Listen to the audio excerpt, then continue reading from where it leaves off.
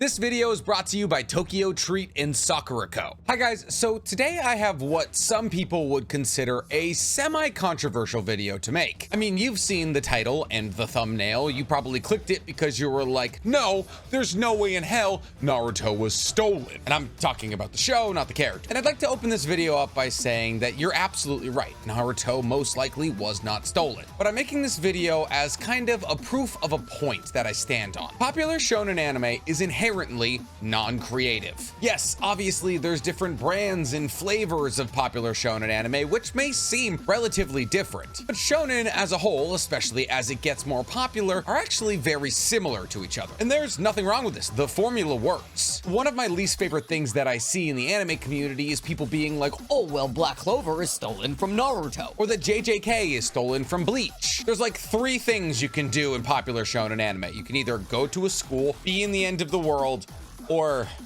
so there's two things you can do in popular anime. Obviously, as time goes, there's always going to be a show that came before the one that you might like. Anime has been being made since the 1930s. But to prove my point that everything is influenced by everything, today I'm going to talk about how Naruto was stolen from HunterXHunter. Now, it may start to sound like I staunchly believe that Kishimoto ripped Naruto's plotline out of HunterXHunter with no abandon, but that's just because I got to get into these videos to make them interesting. This video is ultimately to prove that influence does not mean stolen, and maybe to give you some more perspective on shonen as a genre. But with no further ado, guys, let's get into Naruto was stolen from HunterXHunter. Before we get into anything, guys, please, for me, like this video, subscribe to the page, and hit that noti bell. And if you're looking for more NC Hammer 23 content, guys, I made a gaming page, NC Gamer 23, where I play video games like Subnautica or brand new BRs that came out where you get to be a vampire in Prague. Masquerade Blood Hunt. I forgot what it was called. But before we get into all that, guys, today we have our favorite reoccurring sponsor sponsoring the video. You already know, it's Tokyo Treat and Sakura Co. For those of you who are new, Tokyo Treat is a Japanese subscription snack service filled to the brim with snacks exclusive to Japan. Tokyo Treat allows you to experience modern day snacking through the eyes of a Japanese citizen, and each month's box comes with a theme. This month's theme is Snacking Shibuya, giving you the true feeling of being downtown in Tokyo. But here's the thing, you're getting snacks you may not understand, especially in languages you may not be able to read, and therefore something like this could be a bit intimidating. That's where our 24-page pamphlet comes in handy. Let's say we want to try these Kit Kats, but we don't know what allergens are in them or even what flavor they are. We just flip to their page in the pamphlet. That will tell us the allergens, the flavor, and an interesting tidbit about the snack we're interested in. So now that I know what I'm eating, down the hatch.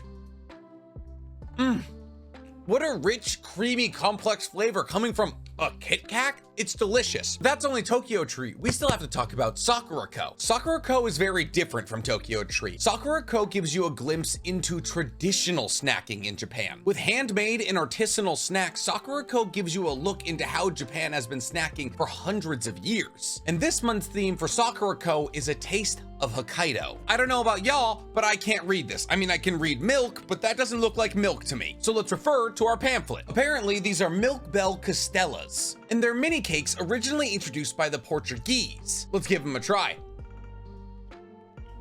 Oh, they're sweet and spongy and incredibly flavorful. And on top of incredible snacks, Sakura Co also sends you one piece of kitchenware a month. This month is a bowl. So what are you guys waiting for? Become an international snacker today. Use the code NCHammer at checkout to get $5 off your first order of either Sakura Co or Tokyo Treat. But don't just go typing in Tokyo Treat or Sakura Co into your search bar, guys. Please use the links in my pinned comment and my description for access to the website. Let's get the snacking. So there's actually a lot of points for this argument. And while most of them lie in similarities between characters in HunterXHunter and Naruto, there's also a couple of events that line up pretty perfectly. So let's start from the start of HunterXHunter and basically the start of Naruto. The first thing that we get in HunterXHunter is the Hunter exam, an exam where people from all over compete through a series of obstacles and tests in order to claim a title that will allow them greater freedom. Essentially, if you pass 4 to 5 tests, you acquire a hunter's license and become a hunter. And with this hunter's license, you can now use all public transportation for free. You can enter almost every single country on Earth. You can now access databases specific for hunters. You can even sell your license for hundreds of thousands of dollars. This sounds very similar to the Chunin exams, where people from all over, that being the village hidden in the sound, the village hidden in the sand, the village hidden in the leaf, came together to go through a series of tests in order to achieve the role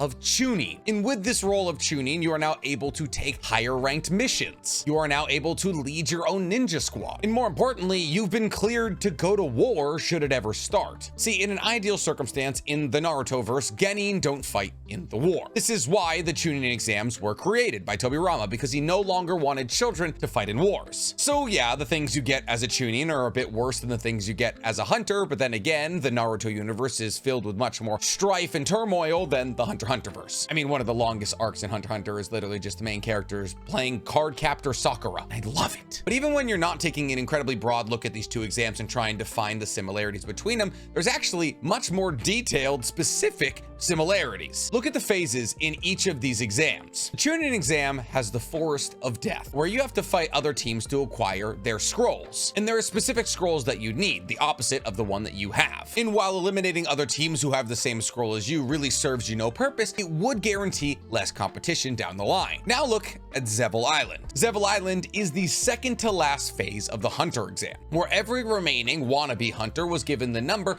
of another wannabe hunter to find and steal. Essentially, by stealing the number of the person who you've been assigned, you would have enough points to pass on to the next phase. Of course, this can also be achieved by knocking 3 of your non-assigned people out and stealing their number badges. Not to mention, Zevel Island is a foresty area covered with very dangerous beasts. So in both circumstances, you either as an individual or as a team need to knock or kill somebody else out in order to steal what they have to pass. And ironically, both of these phases happen directly before the last phase of the respective exams. The last phase, which is one-on-one fights. One-on-one fights where you are forbidden from killing your opponent. Except the key difference between the last phase of the Hunter exam and the last phase of the Chunin exam is that in the Chunin exam, only one person passes, while in the Hunter exam, only one person fails. Seems a bit like copying somebody's homework and changing 1 or 2 of the answers to make it look like you didn't do that, right? Now, those are the only 2 arcs that share a lot of similarities between HunterXHunter and Naruto. The rest of the similarities are characters. So let's start with the most well-known and well-documented similarity between 2 characters, Karapika and Sasuke. Now, this one is blatant. Both Karapika and Sasuke have had their entire clans wiped out while they were relatively young. You see, Karapika survived the massacre because he just wasn't with the Kurta clan when they got massacred, and Sasuke survived the massacre because he was Itachi's little brother. But the motivation for the massacre was the same in both anime. The motivation for massacring the Kurta clan was so that the Phantom Troop could collect their scarlet eyes and sell them on the black market. This is because the scarlet of the scarlet eyes was said to be one of the 7 most beautiful colors in the universe, and therefore caught a hefty price on the black market. And the reason the Uchiha were massacred is actually somewhat similar. You see, the Uchiha were massacred because basically Danzo wanted it so. Danzo manipulated Itachi into massacring the Uchiha for his own good. You can say that Danzo had Itachi murder the Uchiha for the safety of the village because of the oncoming coup. But there was other ways to deal with that other than killing every Uchiha member, like Shisui's idea to use Kodowa Matsukame on Fugaku. But what if Danzo wasn't just oblivious to these other ideas? What if he was purposely trying to have the Uchiha murdered? Look at what Danzo did in the aftermath of the massacre. He and all of his Anbu lackeys went around the clan's hold and plucked the eyes out of every Uchiha. Well, at least the ones that Obito hadn't gotten to first. Apparently there was like a plucking competition. And because of this, Danzo was able to put a bunch of these Sharingan in his arm that he stole from Shin Uchiha. So what if Danzo's motivation was twofold? 1, end the coup. 2, shiny new eyes. It's just a theory, but doesn't it sound like something Danzo would do? And then there's obviously the color of the eyes. The Kurta have scarlet eyes, the Uchiha have red eyes. And for those of you who aren't color theorists, scarlet is red. Not to mention that the Kurta's eyes turn red when their emotions are peaked. Kind of like how the Uchihas only get their Sharingan at high emotional moments. So, you know, same thing. And then there's the motivations of both Karapika and Sasuke. See, Karapika's entire life goal is to kill the Phantom Troop. He wants revenge. While Sasuke's entire life goal is to kill Itachi. He wants revenge. So the motivation of these two angsty red-eyed characters is to kill the people who killed their entire clan. It's a comparison so glaring, it's hard to skip. But since we're talking about the Phantom Troop, let's talk about the Phantom Troop and the Akatsuki. You see, the Phantom Troop was started in a place that many regarded as a living hell. Meteor City is a city in HunterXHunter. I say city because Meteor City is quite literally just a dumping ground where anything or anybody can be dumped with no consequence. Got a fridge that doesn't work anymore, take it out to Meteor City, throw it on the trash heap. Got a kid you don't really want, take it to Meteor City, throw it on the baby heap. Except those babies end up being the Phantom Troop. You see, the original members of the Phantom Troop are Franklin, Machi, Crollo, Pakunoda, and there's one more. I'm spacing the last one. Oh, Nobunaga and Uvagin. Actually, most of them were founding members. But regardless, the Phantom Troop was created by discarded members of society in a dystopian hell. Kind of like the Akatsuki. You see, the Hidden Rain is a dystopian hellscape pretty much every time we see it. Pretty much the only time it was even relatively nice to live there is when Hanzo was at the peak of his power. Before Hanzo was corrupted by Danzo, he was actually just actively searching for peace. But then Hanzo was corrupted by Danzo during the Third Great Shinobi World's War, and every major village basically converged on the Hidden Rain and destroyed it for all intents and purposes, causing a lost generation in the Hidden Rain, and that's how we got the Ame Orphans. And you see, the Ame Orphans had more founding members than just Yahiko, Nagato, and Kona. They actually had 9 or 10 original founding members who were all people from the Hidden Rain, who died eventually. They weren't made of paper or had a Rinnegan. But regardless, thrown away members of society coming together in a dystopian hell to steal things. Obviously, the original motivations of the Akatsuki was to find peace until, you know, the Hanzo-Danzo corruption thing happened, and then Danzo and Hanzo made Nagato kill Yahiko, but Yahiko killed himself. But once the Akatsuki fully became like the Akatsuki, their goal was to steal the tailed beast and bring the world into infinite Tsukiyomi. And the Phantom Troop are quite literally just thieves. That's their whole thing. They don't really have a motivation. They just want to steal as much and as many things as they can. But those ones are super obvious. Let's get into our less obvious connections. I mean, they're not less obvious, they're just less talked about. Let's talk about how you figure out what Nen type you have and what chakra affinity you have. See, in order to find out what Nen type you have, a leaf is placed on a cup of water. You are then to funnel your Nen into that cup of water, and a certain thing will happen with that cup of water and the leaf. If the water increases, you're an enhancer. If impurities start conjuring in the water, then you're a conjurer, and a couple other things. So now ask yourself, how do you find out what chakra affinity you have? Well, you find out your chakra affinity by applying your chakra to a piece of paper. If your chakra affinity is wind, the paper cuts in half. If it's fire, the paper burns. So what are we seeing here? A pretty big similarity. And I know what you're saying, well, Nick, one is water and one is paper. But manipulators, when they apply their Nen to the water, they actually spin the leaf on top. There's 2 divination tests where you have to funnel your made-up power system into something in order to identify what affinity or typing you have. Is that one too much of a stretch for you? Fine. How about this next one? Biscuit Kruger is Tsunade. Well, what do I mean by that? Well, they're both women who show up respectively about halfway through the run of their shows. Obviously talking about just OG Naruto, not as a whole. But there's more than that. They both start with a massive disdain for the main characters. Tsunade thinks Naruto is pretentious and assuming, and Biski wants to destroy Killua and Gon's friendship. It is then revealed that these women are actually much older than they appear. Biski is in her mid-50s and maintains her childlike appearance through the application of Nen. Tsunade is in her 60s, I believe, in OG Naruto, and maintains her appearance by using the Byakuya seal chakra she has sealed in her head to maintain a transformation jutsu constantly. And both of these women are blonde, mind you, and incredibly physically powerful. I mean, Biski is an enhancer and Tsunade is known for her unrivaled strength. How many women who are hiding their age and are ridiculously strong do you know in anime?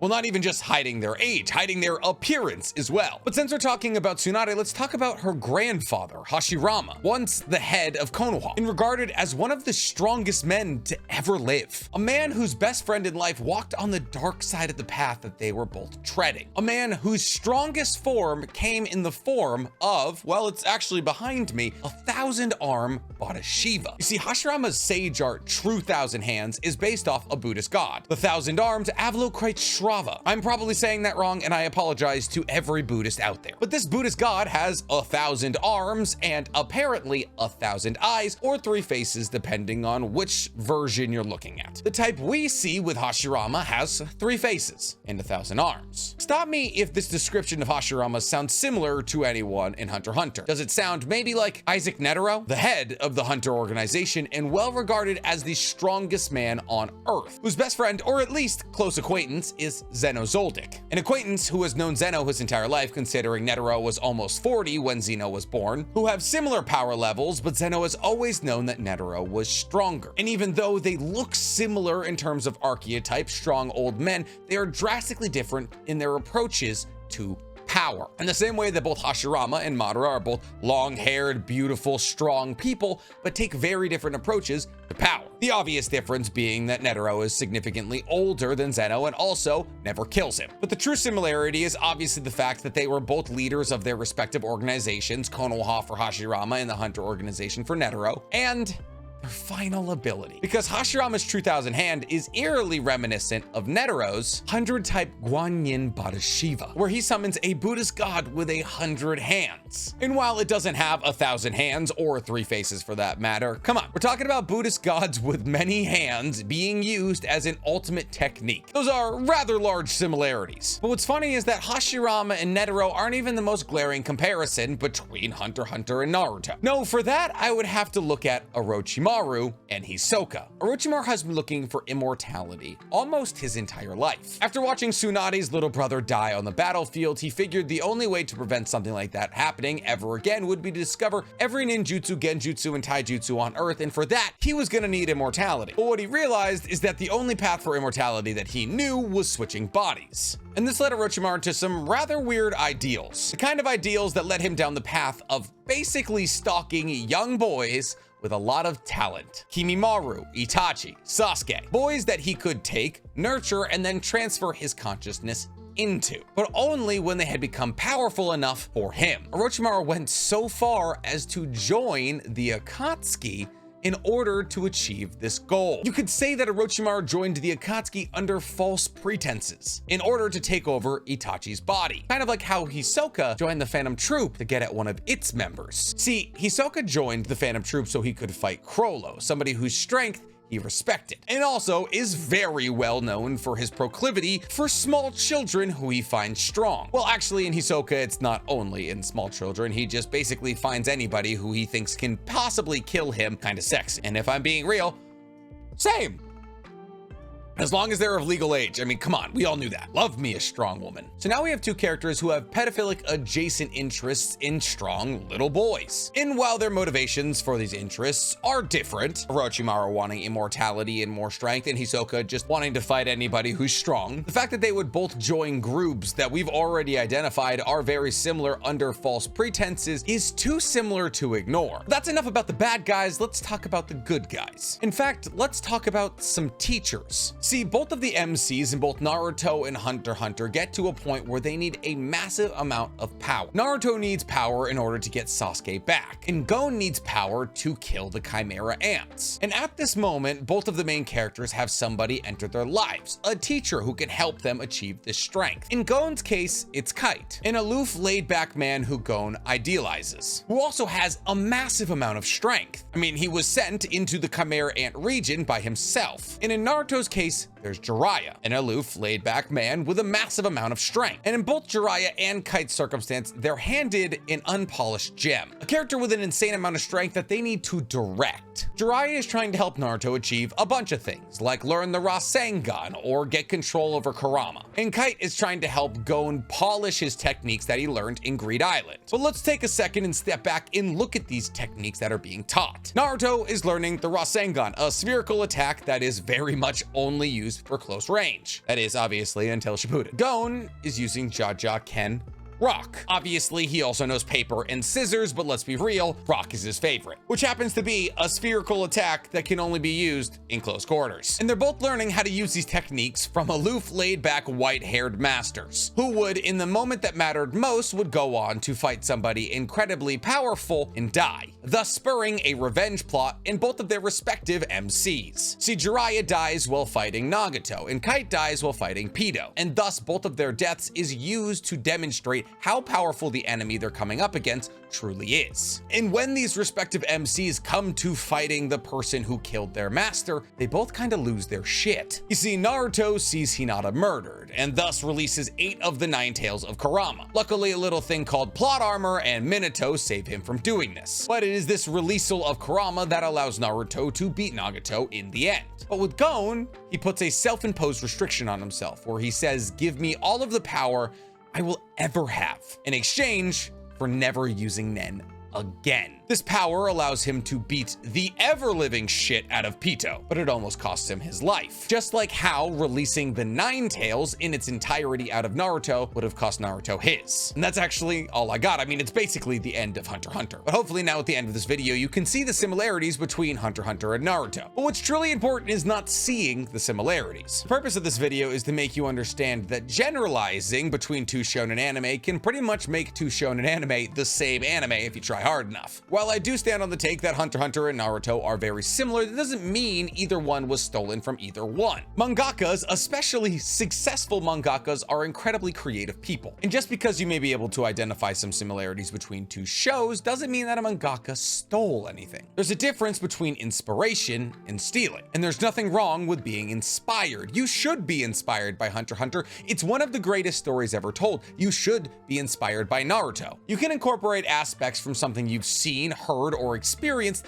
into whatever creative expression you're doing. Hell, that's usually what makes it relatable and successful. A story with no relation or inspiration from human art will not do well, because humans will not be inspired or relate to it. So while yes, I know I have effectively seeded the idea into your mind that Naruto was stolen from HunterXHunter, what idea should really be growing in your brain is that creative expression within a limited genre type is usually inherently not that creative. And that if we're being real, HunterXHunter is just as inspired by Astro Boy as Naruto is by HunterXHunter. The takeaway from today's video, and every video on this page, is just enjoy things for what they are. Enjoy Black Clover for Black Clover, not as a Naruto clone. Enjoy JJK as JJK, not as a Bleach clone. And if somebody enjoys something, please, for the love of God, just let them enjoy it. If there's one thing you can learn from this page, just leave people alone. Life is hard enough as is. Let people enjoy things. Just like how I enjoy you guys liking these videos, subscribing to the page, and hitting that noti bell. Listen, I'm not saying that Hashirama was stolen from Pikachu, but doesn't this kind of look like Hashirama?